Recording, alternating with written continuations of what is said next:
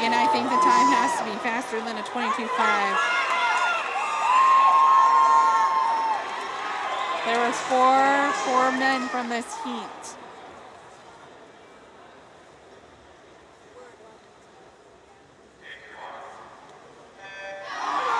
In heat 5, you have Gannon Casable. In lane 3, you have your Owen Becker. Lane 4 is Jagger Minky, and lane 5 is Jackson Newcomb. Lane 6 is Jackson Bullis, and lane 7 is Marcus McLean. In lane 8 is Grantham Trumpauer, and in lane 9 is Carter Schiessman. So Jagger Minky was our champion from last year, and he is going to get it. Repeat district champ there. 56. In 10th place is Gannon Casable from Wapakoneta with a time of 22:56.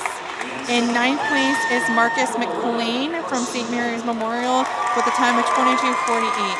Your 8th place finisher is Carter Schleichman from Huron with a time of 22:47.